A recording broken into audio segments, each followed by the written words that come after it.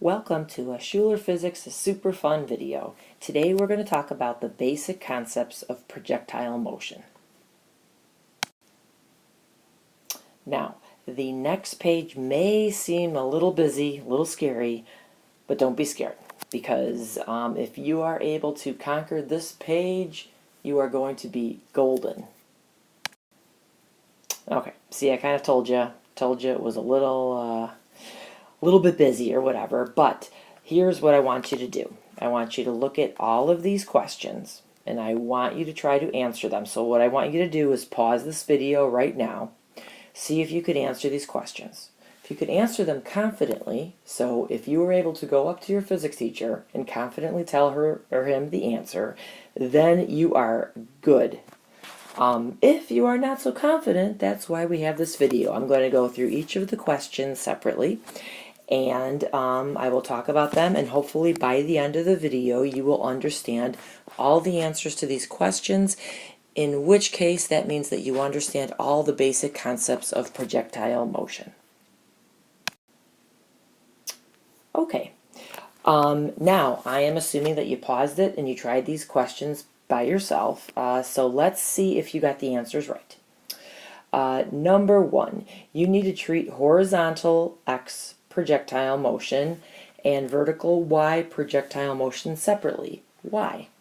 Alright, well, first of all, this direction is horizontal, and that's in the X direction.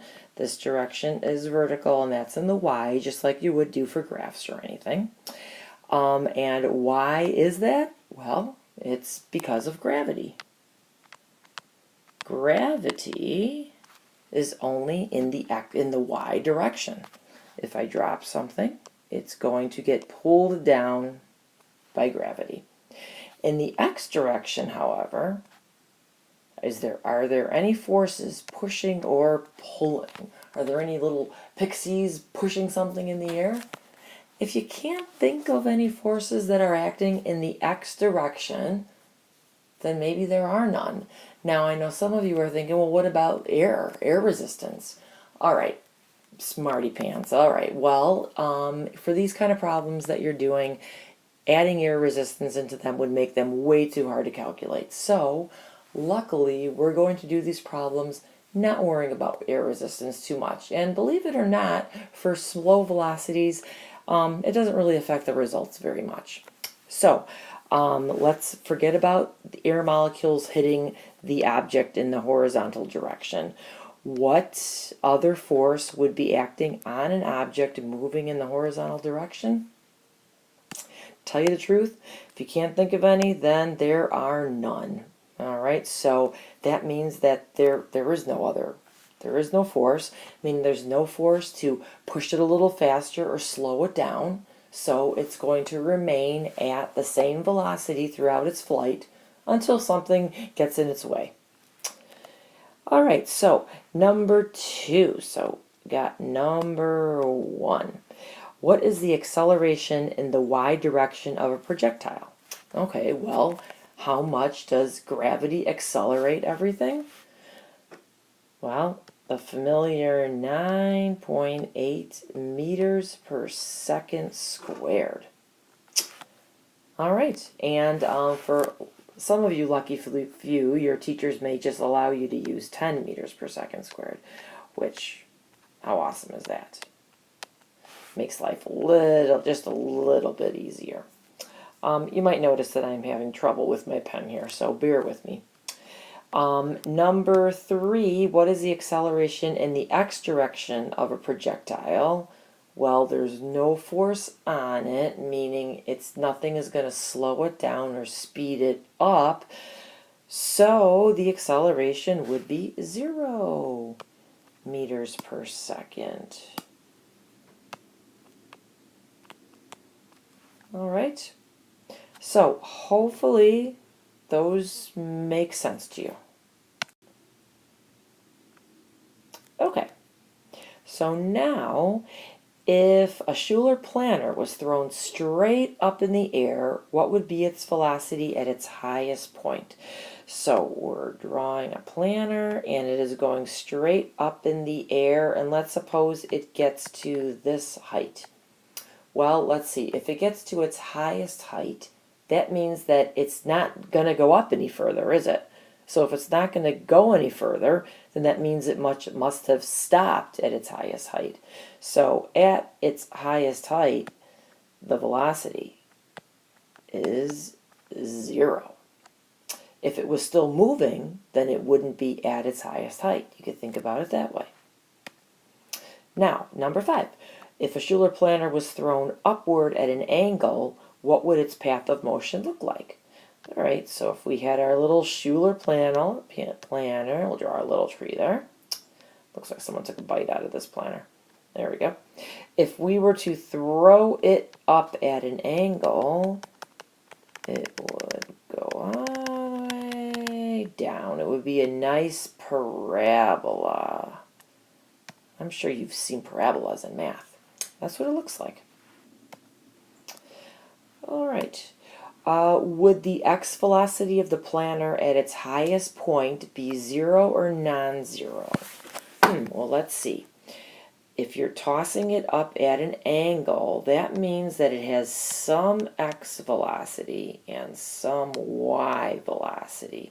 So we decided that there's no forces making it faster or slower, so the x velocity of the planer should remain constant all throughout its flight, which means that at its highest point, it's going to be the x velocity is going to be the same as in the beginning.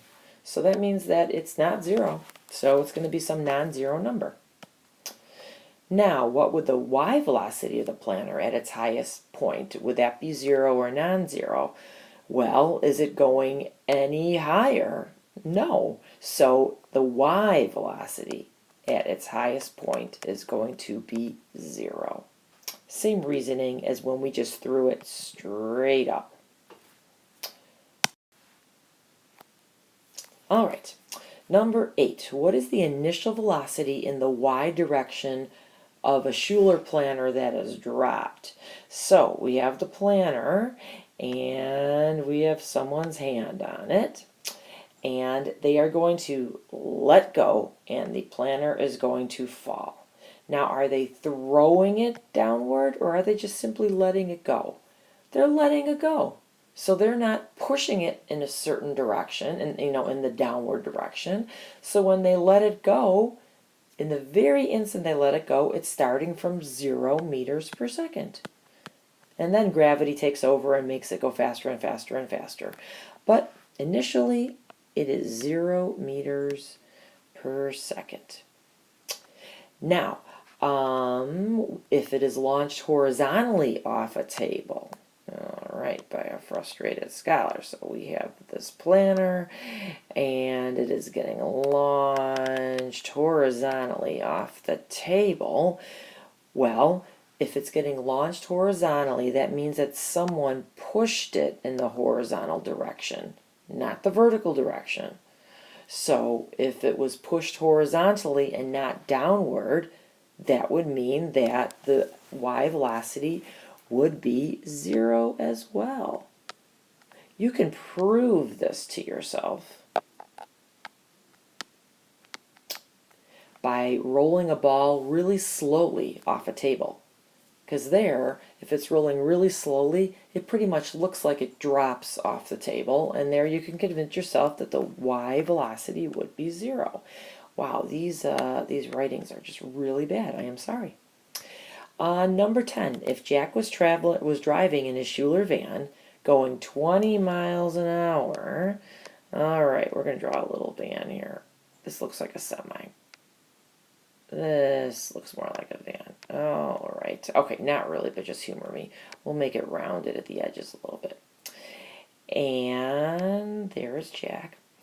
And if he drops a Shuler planer out onto the road, what would the initial x velocity of the planer be? Well, think about it. If the planer is in the van, and the van is moving at 20 meters per second, then the planer would be moving at 20 meters per second, correct? Okay, well, if he lets go, There's no forces in the x direction to slow it down or speed it up. So shouldn't that still be going 25 meters? Oh, I'm sorry, 25 miles an hour if the van is going 25 miles an hour? It should be going at that same velocity. So in a problem, this is actually telling you the x velocity of your projectile, because when he lets it go in the x direction, it is going 20 miles an hour. Right, 20 miles an hour here. This is just so sad that my pen is not working very well. Okay, last ones. If two of your coaches each threw a planter horizontally, but one of your coaches threw theirs faster than the other, whose planter would hit the ground first? All right, so we have a planter, one planter, and it's getting horizontally launched. And we have another planter that's not going that fast, so it is going to get horizontally launched. Now notice the faster planter is going to go farther, isn't it? It will. It will go farther in the x direction. The slower one will obviously go less far in the x direction. But does that have any effect on the time it takes for them to fall? The answer is no. If they both fall from the same height, then they are both going to fall at the same time. Gravity accelerates these planters 9.8 meters per second every second. That's what 9.8 meters per second squared means. So that means that they are going to, at every second, they are going to fall the same distance. And so therefore, if they start at the same height, they are going to hit the ground at the same time, no matter what, or no matter how fast they are moving. Hopefully you see some of these demonstrations in your class. Okay, now let's see if you understand what we were just talking about. If you were to drop a bullet and fire a bullet out of a gun from the same height and at the same time, which bullet would hit the ground first? Well, your so-called intuition might say, well, of course the drop bullet's going to hit the ground first. That fired bullet's just going to go really far. And it's true that the fired bullet's going to go really far, but they would both hit the ground at the same time. Mythbusters actually has a cool show where they show this, and it's pretty awesome. So I would check it out if I were you. But they would hit the ground at the same time. The velocity in the x direction doesn't affect, this is so sad, the velocity in the y direction. That's why we can do all the calculations and separate the x and the y information. You did it! You are ready now to conquer these problems. Seriously, if you understand these concepts, then you should be able to fill in the information in your little x and y camps. All right. You should know that your acceleration in the x direction is 0 meters per second squared. Your acceleration in the y direction is negative 9.8 meters per second squared. Okay, we're just not writing that. If it's horizontally launched, you know the initial y velocity. So you know a lot of information already, and you could get the other information from the problems. All right. If you don't understand any part of this video or are still confused, listen to it again. Sometimes it takes a couple times. Don't be shy. If you are still not understanding it, please go to your teacher. Please go to your coach. Please go to a tutor. Please go to your friends. Please go to someone who could explain this to you. Do not be shy about that. You are not alone. Bring it on, Shuler scholars can do anything.